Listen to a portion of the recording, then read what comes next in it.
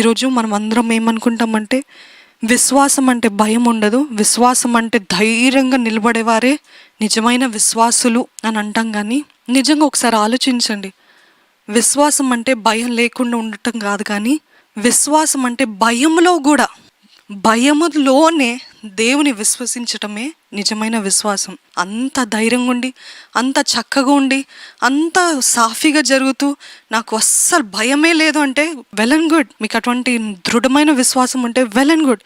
కానీ మనం బైబిల్లో చూసినట్లయితే గొప్ప గొప్ప దైవజనులు వాళ్ళందరూ భయముతోటే దేవుని వెంబడించారు. అన్నీ బాగుండి, ఇప్పుడు ఏలియాని చూసినట్టయితే భయంతోటే వెంబడించాడు, భయంతోటే దేవునికి లోబడ్డాడు.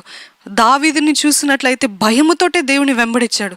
నెక్స్ట్ ఏం జరుగుతుందో దావీదు జీవితంలో తెలీదు, సౌలు ఎప్పుడు వచ్చి చంపుతాడో తెలీదు. రాజుగా అభిషేకించబడ్డాడు కరెక్టే, కానీ నెరవేర్పు లేదు. రాజుగా అవ్వటానికి ఆయనకు ఇంచుమించు 15 సంవత్సరాలు తీసింది. అభిషేకించబడిన 15 సంవత్సరాల తర్వాత ఆయన రాజు అయ్యాడు. అంటే ఆ 15 సంవత్సరాలు ఆయనకు రాలేదండి ప్రశ్నలు? దేవా నన్ను అభిషేకించావు కదా, ఏది మరి నా జీవితంకి ఎందుకు అపాయం ఉంది, నా జీవితంకి ఎందుకు తెగులుంది, నా జీవితంలో ఎందుకు అందరూ నాకు తిరగబడుతున్నారు, ఎందుకు నాకు వ్యతిరేకంగా మారారు, నన్ను చంపాలని చూస్తున్నారు, మరి ఏది నీ వాగ్దానం, ఏది నీ నెరవేరిపోయేది అని ప్రశ్నలు వచ్చి ఉంటాయి కదా. దావీదుకి కూడా భయం కలిగి ఉంటుంది కదా. ఈరోజు సడన్గా వచ్చి ఎవరైనా మీ ఇంటి దగ్గరికి వచ్చి ఈరోజు నేను చంపాలనుకుంటున్నాను అని మీకు ముందుగానే నోటీస్ ఇస్తే భయం ఉండదండి? అటువంటి భయంలో కూడా విశ్వాసం కలిగి ఉంటారా మీరు? ఎన్ని ప్రికాషన్స్ తీసుకుంటా ఎంతగా దాచుకుంటాం కదా. కానీ దావీదు జీవితంలో కూడా బైబిల్ ఎవరిని చూసినా విశ్వాసం అంటే భయం లేని జీవితం కాదు, కానీ భయంలో కూడా దేవుని విశ్వసించడం, భయంలో కూడా దేవుని పైన విశ్వాసంతో నమ్మకంతో దేవా నిన్నే వెంబడిస్తానయ్యా. భయము, కానీ భయము కంటే ఎక్కువగా విశ్వాసము. సందిగ్ధంలో, మబ్బులో, సందేహంలో, ఏమి తెలియని పరిస్థితుల్లో కూడా ఆయన పైన విశ్వాసం ఉంచటమే దేవుడు కోరేదండి మన దగ్గర. భయం అనే మన్నులో, భయం అనే మట్టిలో విశ్వాసం అనే విత్తనము మొలుస్తుందంట. చుట్టూ అంతా భయమే, సాయిల్ అంతా భయమే, అంటే మన పరిస్థితులంతా భయమే. మనం రైట్కి వెళ్ళినా, లెఫ్ట్కి వెళ్ళినా, ఫ్రంట్కి వెళ్ళినా, బ్యాక్కి వెళ్ళినా, ఎక్కడికి వెళ్ళినా భయమే. ఎక్కడైనా క్షేమం ఉందా? ఎక్కడైనా ఇక్కడ నాకు అసలు భయమే లేదు, ఈ స్థలమే నాకు క్షేమము, ఇదే నా అండ అని అనే స్థలము లేకపోతే అటువంటి పరిస్థితి ఉందా? కాదు కదా, లేదు కదా. అదేవిధంగా ఈరోజు భయం అనే మన్నులో, భయం అనే మట్టిలో విశ్వాసం అనే విత్తనము మొలుస్తుందంట. అంటే అటువంటి పరిస్థితులు, ఎట్లాంటి పరిస్థితులైనా పర్వాలేదు, కానీ విశ్వాసం ఒక చిన్న విత్తనం ఉన్నా కానీ అది నువ్వు నాటి దానికి నువ్వు నీరు పోస్తే, అది మొలుస్తే, అది పెద్దగా అయ్యి నీ జీవితంలో గొప్ప కార్యాలు, నీ జీవితంలో గొప్ప ఆశీర్వాదం, నీ జీవితంలో గొప్ప హెచ్చింపు తెస్తుందంట.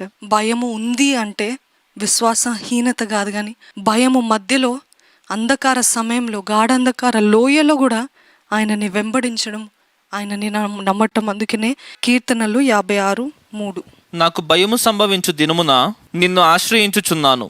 చెప్పగలుగుతారు ఇది ఎవరు రాశారు? దావీదు రాశాడు. ఏంటంటే గొప్ప విశ్వాస వీరుడు, గొలియాత్ని జయించినవాడు, సింహాల్ని జయించినవాడు, సింహాల్ని చంపినవాడు, బేర్స్ని చంపినవాడు, అంత ధైర్యవంతుడు, ఏది కూడా భయపడని వాడు ఏమంటున్నాడు ఇక్కడ?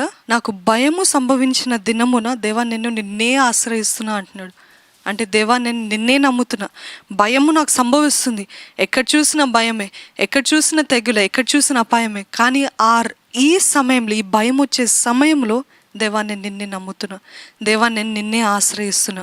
ఈరోజు దేవుడు మీతో మాట్లాడుతున్నాడు. ఏంటంటే మీరు భయంతో ఉన్నారేమో, మీరు దిగులతో ఉన్నారేమో, మీరు ప్రశ్నలతో ఉన్నారేమో, మీరు చింతతో ఉన్నారేమో. ఈరోజు అసలు ఏంటి, వాట్ ఈస్ నెక్స్ట్, ఏంటి నెక్స్ట్ జరగబోయేది ఏంటి అని తెలియని పరిస్థితిలో ఉన్నారేమో. దేవుడు అంటున్నాడు, నువ్వు నన్ను నమ్ము, నన్ను విశ్వసించు, నన్ను నీ ఆశ్రయంగా చేసుకో. Just trust me blindly. నేను నీ చేయి పట్టుకుని నడిపిస్తా.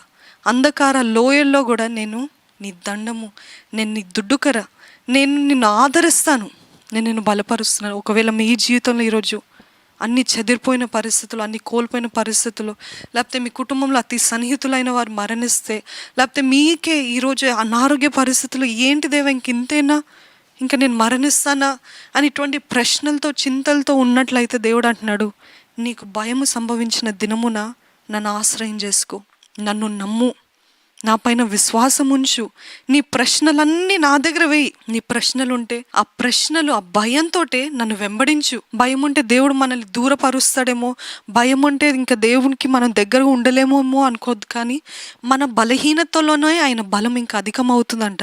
In our weakness strength is made perfect. మనకి ఏది వీక్నెస్ అనుకుంటామో ఆయన శక్తి అప్పుడు ఇంకా బలంగా కనపరచబడుతుందంట.